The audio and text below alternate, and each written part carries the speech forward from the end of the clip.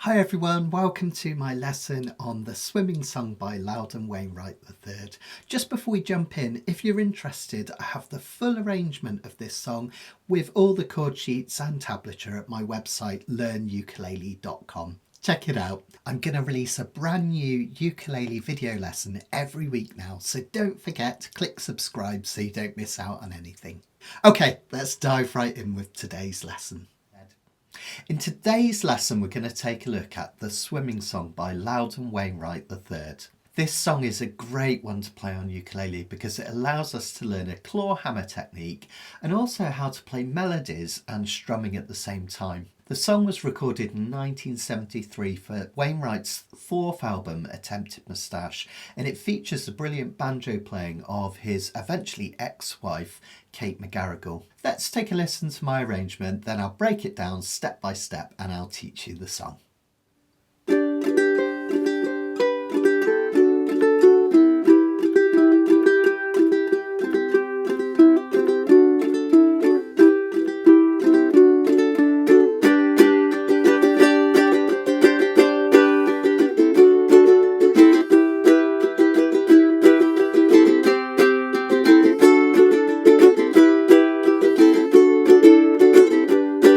This summer I went swimming, this summer I might have drowned, but I held my breath and I kicked my feet, moved my arms around, moved my arms around. This summer I swam in the ocean, I swam in a swimming pool, salt in my wounds, chlorine in my eyes. I'm a self-destructive fool, I'm a self-destructive fool.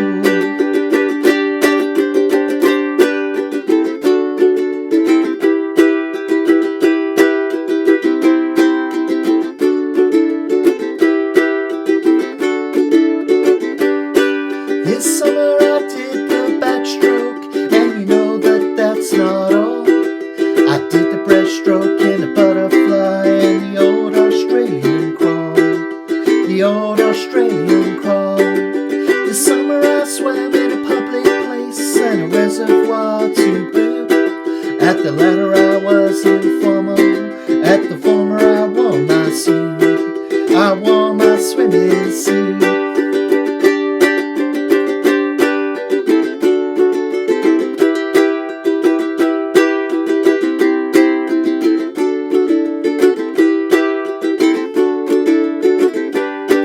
This summer I did swan dives and jackknives for you all.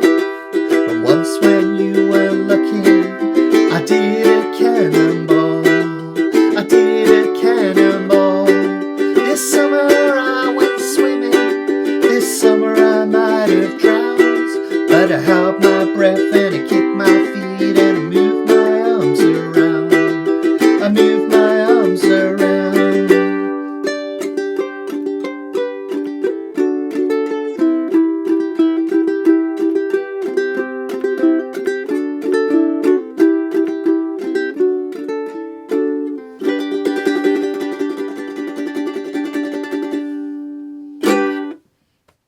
One of the things that I love about this song, which makes it really easy to learn, is that it's the same 10 measures over and over with 4 really simple chords. And in terms of the strumming pattern, when we're strumming and singing at the same time, it's really, really simple. We're going to do a simple walk, running, running, running, walk, running, running, running.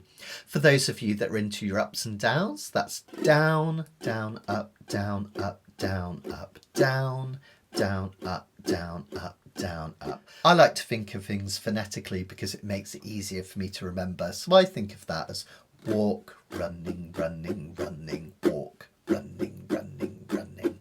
Because this song is based on the bluegrass old time tradition, we've got straight time here, which is really important to note. So there's no swing to this strum at all. So instead of a swing strum, which would sound more like this, we're going to keep things really straight. That means the up strums are the same length as the down strums. So 1, 2 and 3 and 4 and 1, 2 and 3 and 4 and swing. Straight. See the difference? In terms of the song structure, relatively simple. We have 2 measures of the 1 chord G, 1 measure of the 5 chord, that's a D, creating some tension. And then the 6th chord comes in, E minor, that's a really, really lovely melancholic chord. Now the bit that catches people out is that notice the second line also starts with E minor, so that's 2 measures of E minor in total. 1 measure of the 4 chord C, bit of change, tension of the 5 chord D, 6th chord one more time, melancholy, the 5 chord D and back to G. So if we do that rounds again, it's G, G, D, E minor, and C, D, E minor, D, G. What you want to do is keep playing this round and round so you build up the muscle memory so you can almost forget about what you're doing. Just keep playing, enjoying the sound of those chords. And then if we wanted to try a verse. The summer I went swimming, the summer I might have drowned, but I held my breath and I kicked my feet and I moved my arms around. I moved my arms around. And that's it in terms of the chords. That's what we play for the intro and all of the verses and those little interludes in between. Now let's take a look at that lovely Clawhammer style intro, which is played on the banjo on the original recording. Notice the chords are the same as the rest of the song, but we're going to do a lovely clawhammer technique to make this really pop. I've tabbed this out for you in detail, but before we look at the tab, let's just have a look at the technique that we've got going on here. So what we've got here is the basic clawhammer technique where we add these bum ditties. That's like 3 movements in 1 beat in the song. And then to make it sound really fancy, notice we've also got these lovely hammer-ons, which give us 4 notes or 4 movements within the space of a beat. That's why it sounds really, really lovely. What we're going to do to practice the claw technique first is just mute our strings with this hand. So don't press or you'll get a jazz chord. Just keep your fingers on a string so when you strum you get this chucking noise. This is just so we can practice it. Then what I want you to do is take your hand and hold it out as if you're going to give me a high five, but let all of the tension go out of that hand. Then I want you to bring these 3 fingers in towards the palm, like so, keeping this index finger pointing out. Notice it's not straight like this. It still has that kind of crookedness to it, but it's slightly more extended than the rest of the fingers. The other thing that I want you to notice is that I'm holding my thumb up. Again, it's not tight and tense like this, but it's just held upwards, almost like I'm going to hitch a lift, okay? Now, as we're doing clawhammer, imagine that this shape in your hand has been frozen. Imagine you've dipped your hand into hot iron and you can't move it, or it's completely frozen. We want to keep this shape for the entirety of this clawhammer section. So let's take a look at that bum ditty rhythm. Once you've got this, this is the essence of clawhammer. What we're going to do is we're going to take that claw shape. Notice that my index finger is still extended. Don't worry about the long nail on mine. You can do this with short nails as well. What we're going to do is we're going to place that shape palm down onto the strings. So our palm is facing this way. And then we're going to rest the nail side of this index finger on the A string. That's your one nearest the floor. Okay. Notice that the thumb is resting really perfectly on the G string. That's really important. We want to keep it there. That's why this shape is so important rather than coming down here. And what we're going to do is we're going to move our hand in towards the uke. We're going to pass over that A string with the nail side of our index finger. And it should make this kind of sound, like a bum, bum, bum, bum, bum. Okay, just like this. Just practice that. Notice that my arm is coming in towards the ukulele. That's really important. It's not going down like this. is coming in towards the ukulele. The nail is hitting that A string. And sometimes I might even find that my fingers actually knock against the uke as I do that. And that's fine. We want a really nice percussive sound. That's not a problem at all. Notice one last thing before I show you the next bit.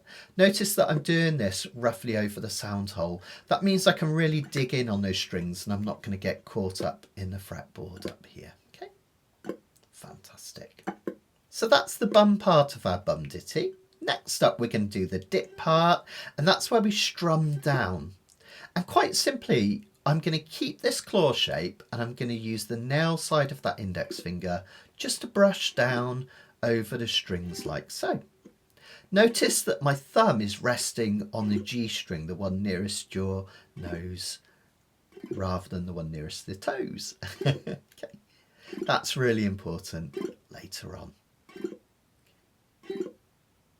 Now we can put those two things together. We come in for our bum, down for our dit.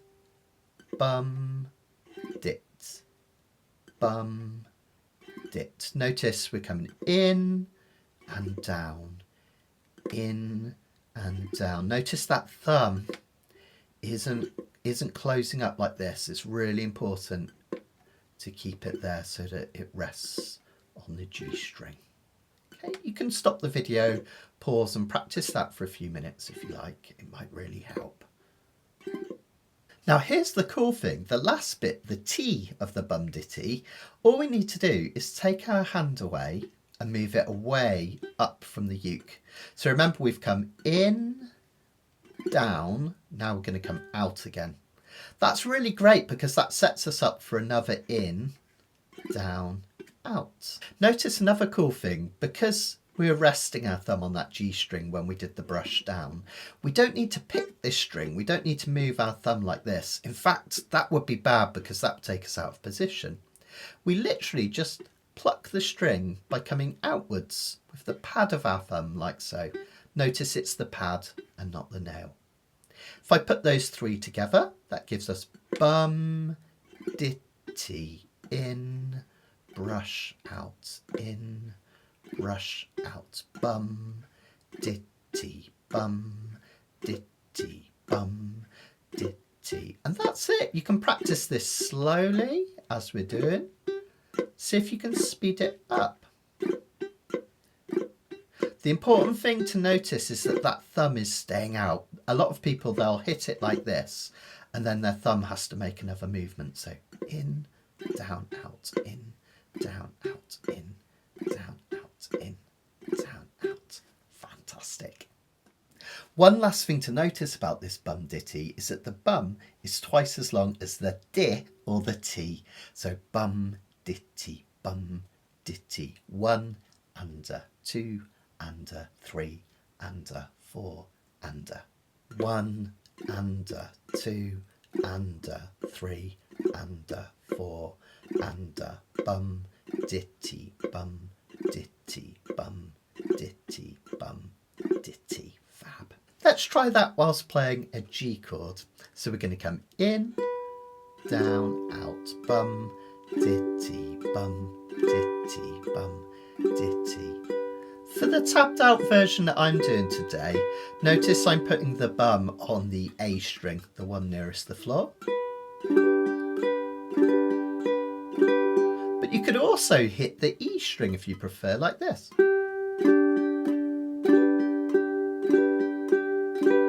And sometimes, like you'll notice in the demo version, I'll actually strum down as I come in slightly and hit more than one string.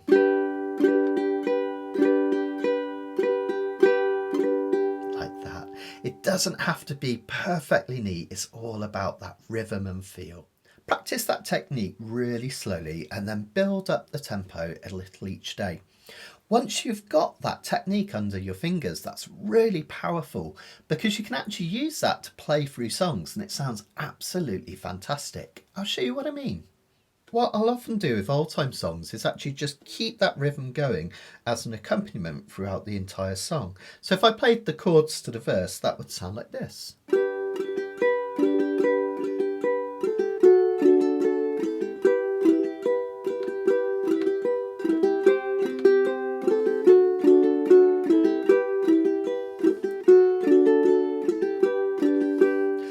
actually works really nicely as an accompaniment, and one version you could try this song would be to clawhammer your way the entire way through, like this. This summer I went swimming, this summer I might have drowned, but I held my breath and I kicked my feet, moved my arms around, moved my arms around. And that gives you that lovely clawhammer style introduction as played on banjo in the original. Just before we look at the next part, if you're enjoying this, do check out my website, learnukulele.com. Easy to remember, right? learnukulele.com.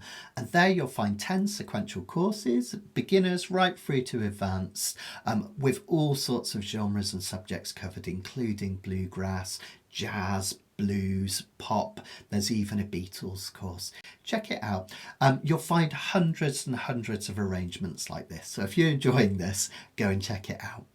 One of the important things to note is that as much as possible, we want to keep the basic chord shapes down as we add all these extras in that we're about to do. So even though the chord diagram might look like we're doing this in a first measure, what I actually want you to do is a full G chord and reach up with your little finger up to here. That's going to allow us to move it back for the next bit and then eventually off. And what's happening here is we have a really simple melody that's playing out on the A string. We have this high D note up here on the 5th fret of the A string. Then it comes back to this C note, 3rd fret of the A string. Then it stays there for one more beat, and it comes off to this B note here, the 2nd fret of the A string. I'll show you what I mean. 5, 3, 3, 2. Okay. D, C, C, B. Okay, that's the melody. Da, da, da, da. Now what we're going to do is we're going to hit those melody notes and then follow them with a ditty. So we have bum, ditty, same at the 3rd fret, bum, ditty. And then on the next one, notice that we're doing the bum and the dit. But the dit, our finger is coming off the A string. I'll show you what I mean. 5, 3, 3, 2. 5, 3, 3, 2. Fantastic. The rest of that second measure is just filling in an empty gap basically in the music. So you could do anything here, but let's take a look at how I'm doing it. So after I do the start of the second measure, which is the bum dit, I'm just doing another down strum, another dit, and a T at the end, a thumb coming out. Okay. So the second measure will look and sound like this.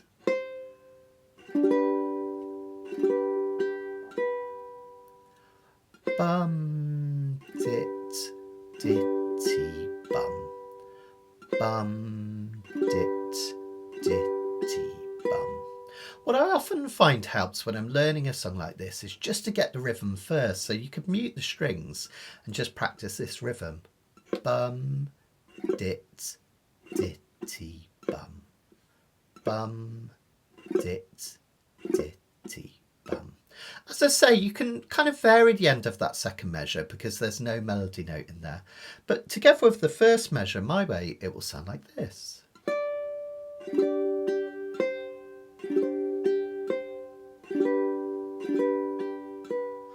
Bum, ditty, bum, ditty, bum, dit, ditty, bum.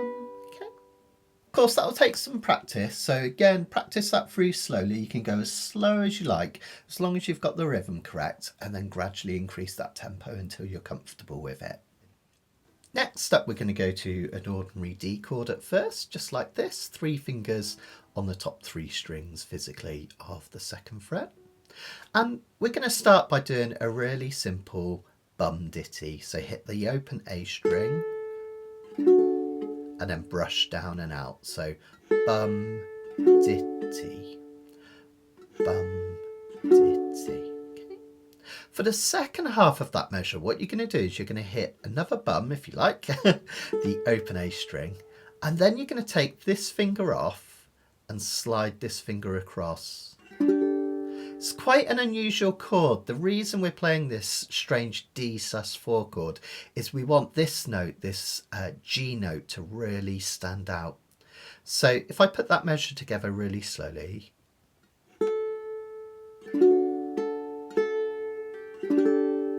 just move out at the end there.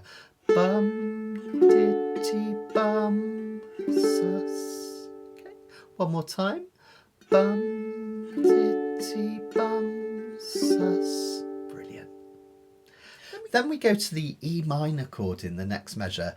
This highlights another really important and really lovely sounding clawhammer technique where we're going to use hammer-ons to create a feeling of extra movement.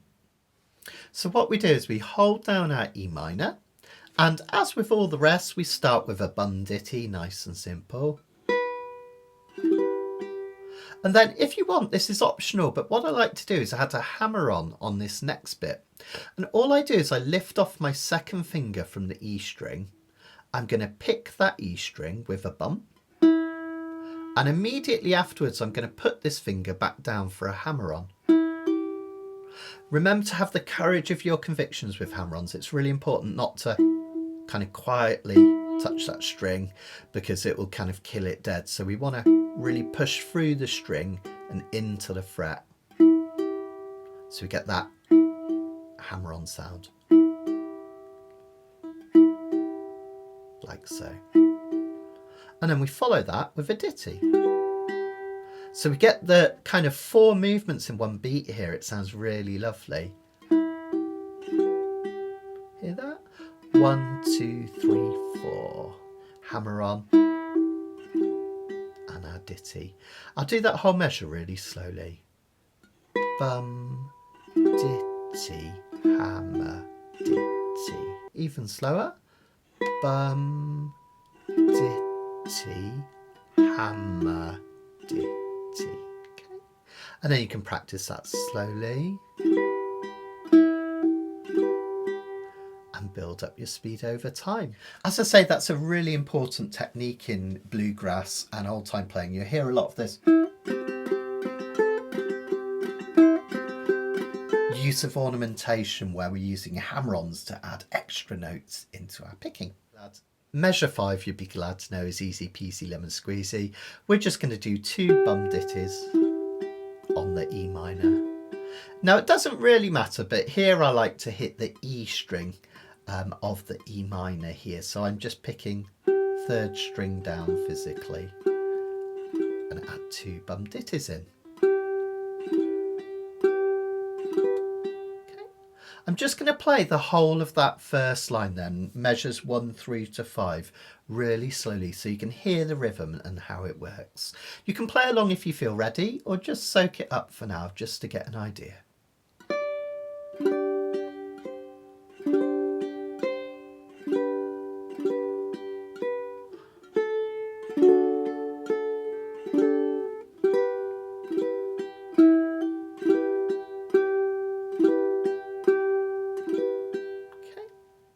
Now the great news is that those techniques, you can use them in loads of songs, and once you've learned how to do those hammer-ons and the bum ditties, you'll be flying. You can do all sorts of clawhammer. And the next line, the next 5 measures of the piece use exactly the same techniques in exactly the same ways. Let's take a look.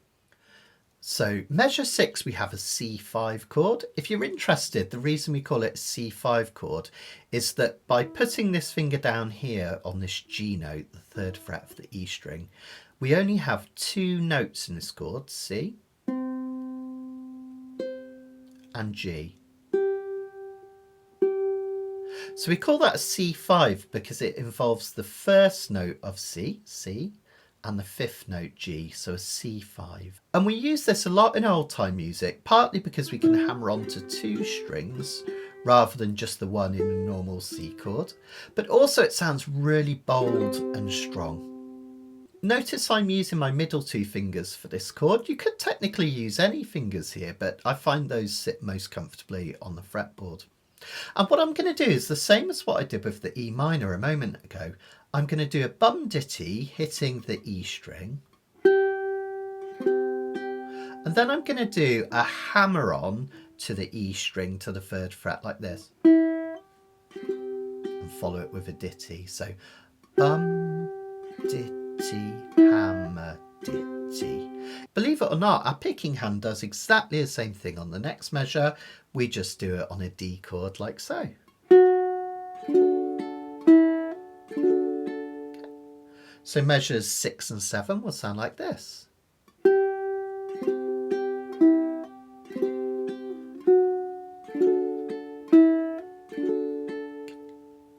Next measure, easy peasy lemon squeezy, just an E minor with 2 bum ditties. Then the penultimate measure, we do exactly what we just did on the D again.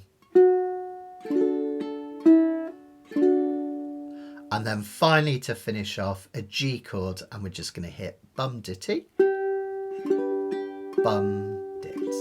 The reason we don't have the E at the end of the bum ditty there is because that full G chord finishes things really nicely. So what I'll do is I'll play through the whole of that arrangement for the introduction. I'll do it once really slowly so you can see what's going on, and then I'll do it at tempo. So nice and slow, 1 and 2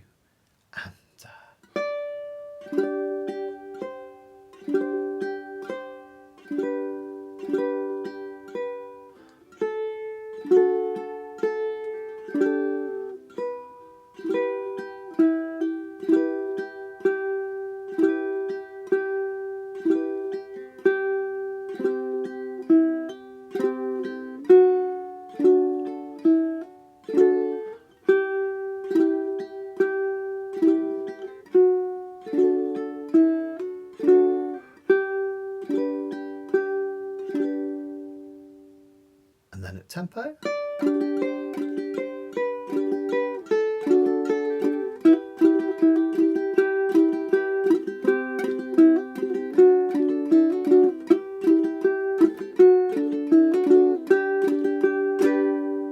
I also think that sounds really nice as a nice outro. So we have this clawhammer in the intro and the outro, and then the rest of the song is strummed.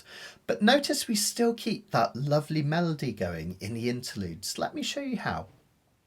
This is in the other sheet that we've got tabbed out. Basically, we're going to keep the strum going, but we're going to add this moving melody into it like this. All we need to do is think about walking and running to get a rhythm, and then think about where this finger is. So it's starting on the 5th fret, just like when we did clawhammer, then going to the 3rd, and then the 3rd and off. Okay. Notice that rhythm here is walk, running, walk, running, walk, running, running, running. So walk, running, walk, running, walk, running, running, running. And that's literally, that is it for the first 2 measures. It's just remembering to go 5, 3, 3 off. Notice that last 3, the start of the 2nd measure is just down for 1 beat and then it comes off.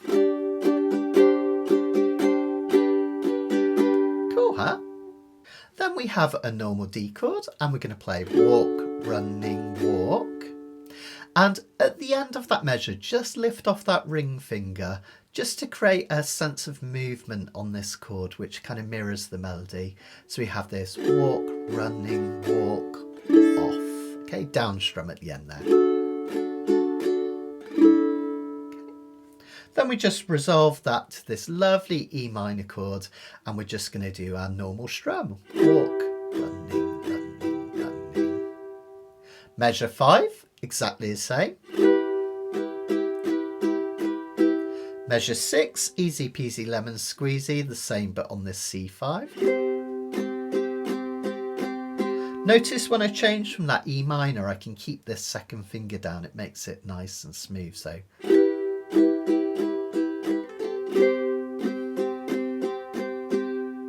then we go to another D chord, and notice that this time we take our finger off slightly earlier in the measure. Okay. So on and off and on. Okay. Walk, running, walk. Fantastic. Next measure, really easy peasy lemon squeezy. We just have another measure of E minor. Measure 9 is exactly the same as measure 7. Then we just finish it off by resolving to the 1 chord G for a normal strum.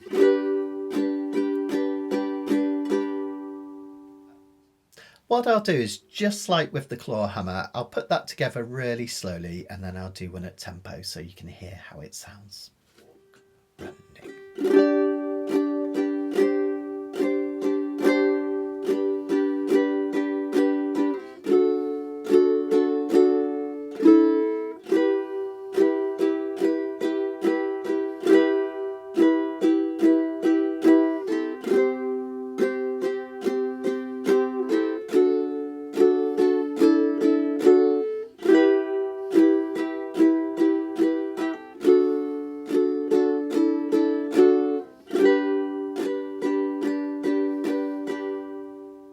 At tempo.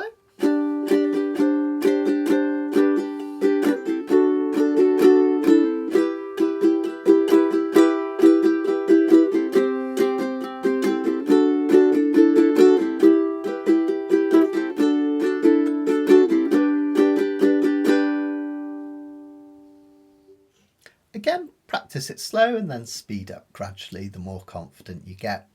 Now you can mix and match these little sections and little parts, but what I tend to do is I'll play the Clawhammer part for the intro and outro, so right at the start of the song and right at the end of the song. It's a nice way of bookmarking it, kind of introducing and exiting from the song.